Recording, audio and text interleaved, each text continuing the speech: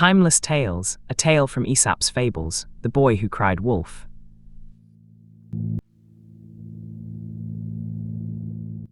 In the hills above a small Greek village, where goats and olive trees shared the same dusty terraces, and the air smelled always of time, there lived a boy named Damos. Each morning before dawn, his father would shake him awake and send him up the long path to the high pasture. His task was simple enough: watch the sheep, keep them together, call for help if a wolf came down from the mountain. The village had trusted this task to boys for 300 years. They trusted Damos now. He was 12, strong-legged, sharp-eyed, and as the season wore on, deeply, profoundly bored. The sheep grazed, the hours crawled, the sun hammered the hillside. Below he could hear the sounds of the village, the hammer of the blacksmith, the laughter from the market, and he was up here alone, watching wool walk in slow circles. Nothing ever happens up here. Nothing. The same stones, the same clouds, the same 37 sheep making the same 37 noises. Even a small wolf would be welcome at this point. At least that would be something.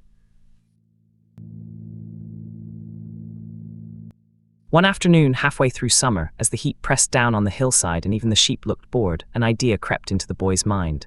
He knew what would happen if a wolf came. The village had a system. One shout, and every man with a stick or a blade would come running up the path. He had seen it tested once, years before, when he was small. Everyone had come, immediately, every single one. He turned this knowledge over like a smooth stone in his hand, and then he smiled. Wolf, wolf, there's a wolf in the pasture. Help, come quickly, the flock, it's after the flock, wolf. Where is it, boy? Where did the wolf go? I don't see anything. Is the flock intact? Count them, count everyone. They had come running, every one of them. Farmers with hoes, the blacksmith with his hammer still hot, the baker in his flour-dusted apron, all panting up the hill to find 37 calm sheep and one boy barely suppressing a grin. They searched the tree line. They found nothing.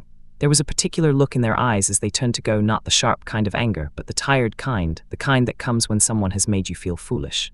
They muttered and walked back down the hill. Damos waited until they were out of earshot. Then he laughed. He laughed until his sides ached. It was, he decided, the most entertainment he had managed since spring, and so 2 weeks later he did it again.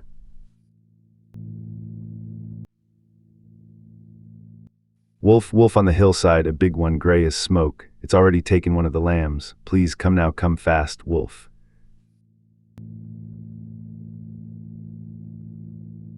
Damos, sit down. You will listen to me now and not argue. I know what you did. The whole village knows. I am not angry, I am frightened for you. You do not understand what you have undone. When you shout wolf as a game, you teach the village a lesson, not the lesson you think. The lesson they learn is this: Damos's voice means nothing. And one day, it may be soon, it may be next season, a wolf will come, a real wolf. And you will shout, and your throat will go raw with the shouting, and we will hear you. Every one of us will hear you, and we will think, there is that boy again, and we will not come. Father, you'd always come in the end. You couldn't just leave the flock unguarded. What if it was real? You'd always come. That's just what people do.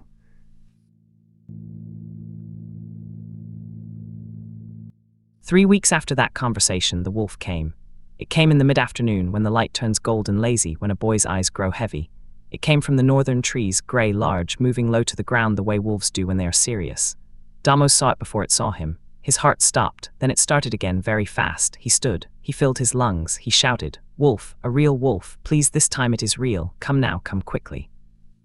In the village below, the blacksmith looked up. The baker looked up. The farmers in the fields straightened their backs and listened. Then they looked at each other. Then they went back to their work. Damos shouted until his voice cracked and broke. He threw stones. He waved his arms until his shoulders burned. The wolf moved through the flock with terrible, unhurried patience. When it was finished, it slipped back into the tree line as quietly as smoke. The hill went silent. 6 sheep were gone.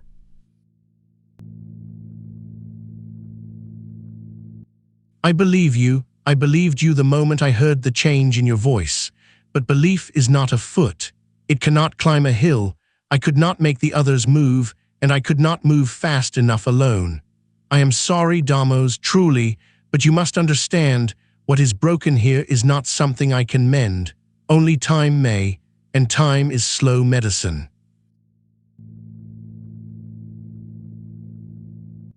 Damos sat on the hillside until long after dark, among the sheep that remained. He was past crying.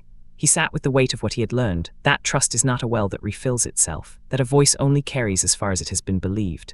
In the valley below, the lamps of the village came on, one by one, like small answers to small prayers. None of them were for him. He went home at midnight. He never cried wolf again. But for a long season after, the village still flinched, just slightly, whenever his voice carried down from the hill.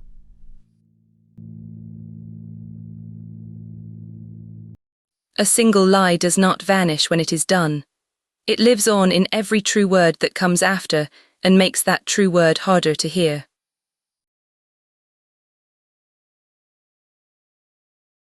Timeless Tales by AmtocSoft. A new tale every day. Subscribe and walk with us.